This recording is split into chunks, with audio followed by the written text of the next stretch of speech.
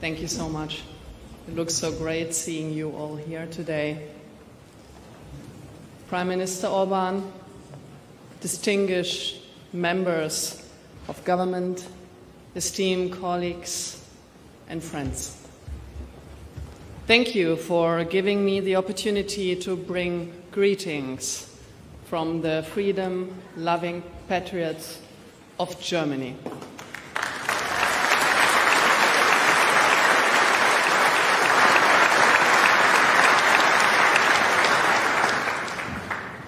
It's my honor to address you as the chair of the Alternative for Germany, the leading patriotic opposition party in Germany, the second strongest political force nationwide, and the next ruling party.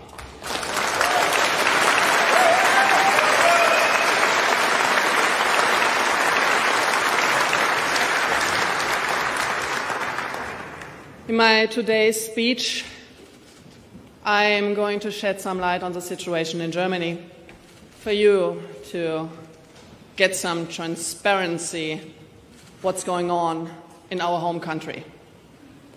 Our legacy media and establishment politicians fear us like no other party, with good reason.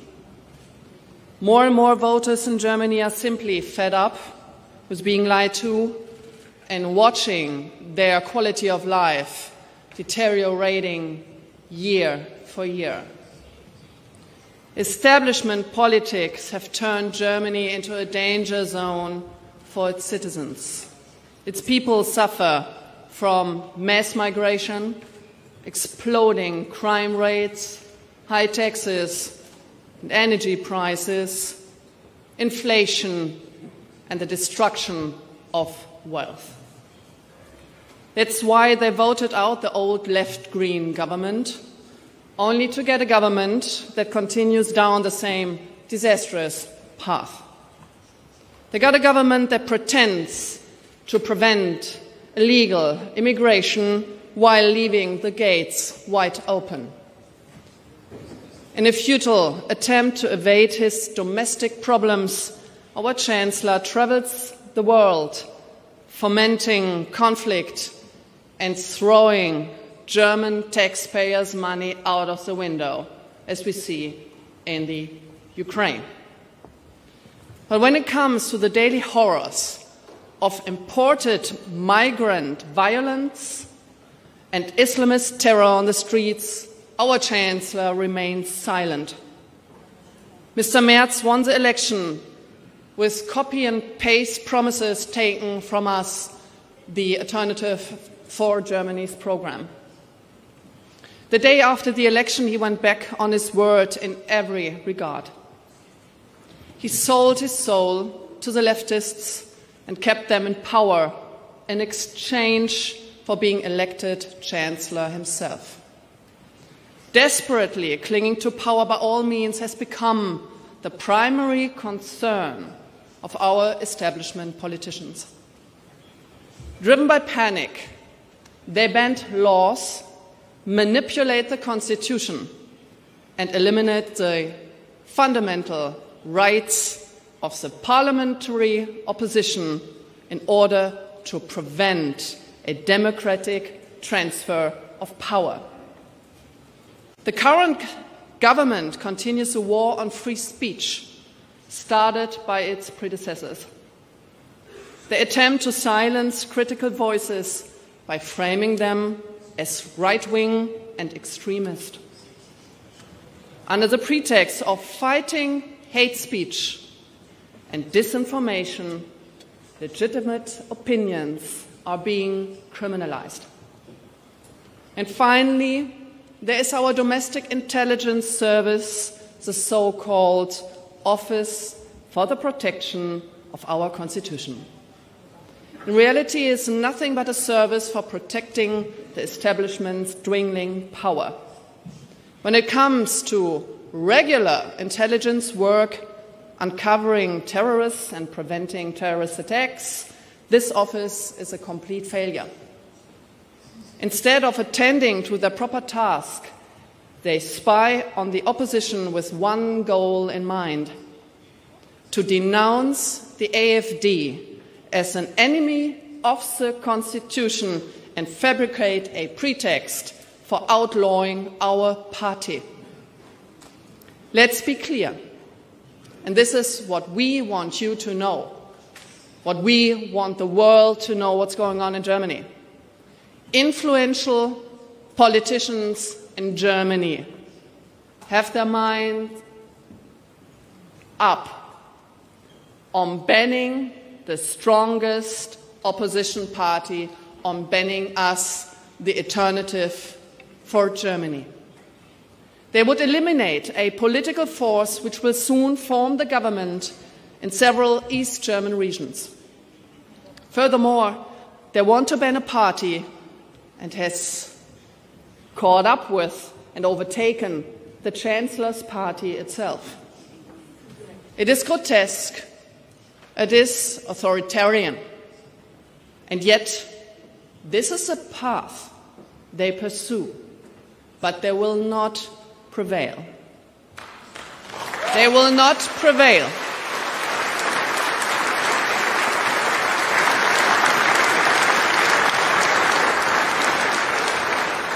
The reason for these absurd schemes is very simple.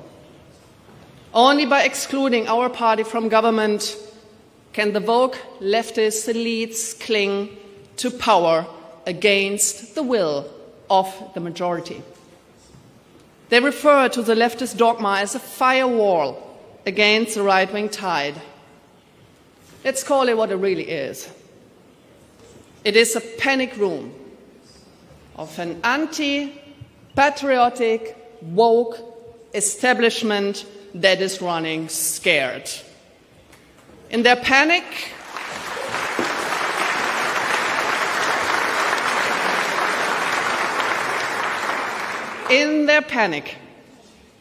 they dismantle democracy itself. 1 in 4 German voters have cast their ballots for us, the alternative for Germany.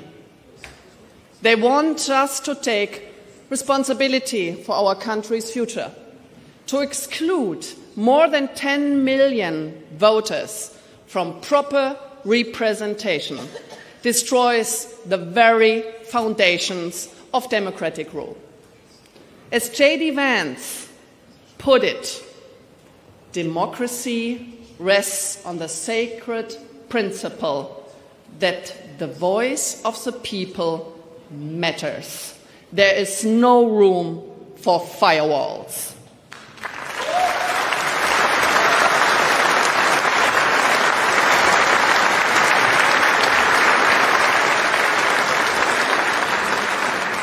Thank you, Mr. Vice President, for these words in your magnificent speech on the Munich Security Conference.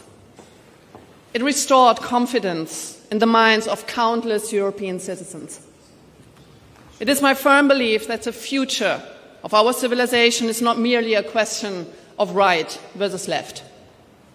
Today, the true front line runs between authoritarian centralism and bureaucratic paternalism on the one side, and those who believe in and defend civil, economic, and intellectual freedom in our countries on the other.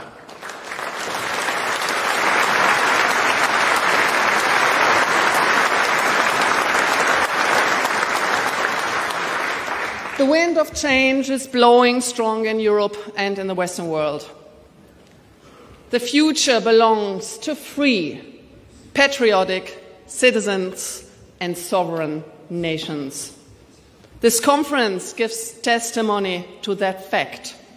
Prime Minister Viktor Orban, thank you and your country for hosting us. You are truly a beacon of freedom. Thank you.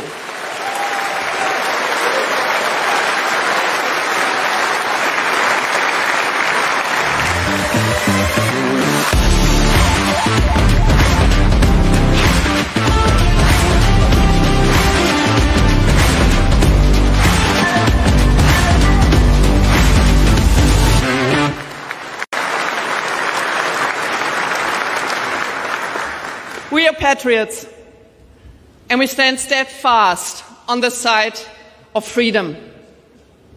We fight for free speech, the cornerstone of all freedom. We fight for secure borders and law and order. We fight for the safety for our kids and next generations. We fight for sovereign nations and the next generation. We fight for the right to be free citizens and free nations. And last but not least, we fight for peace. In the Ukraine, with Russia,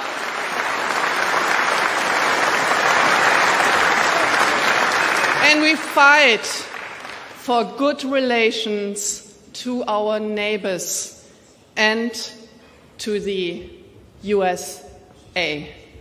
Let's make Europe great again together. Thank you so much for having me here. Thank you. Now you can play the music. Thank you. Thank you. Thank you so much. Thank you.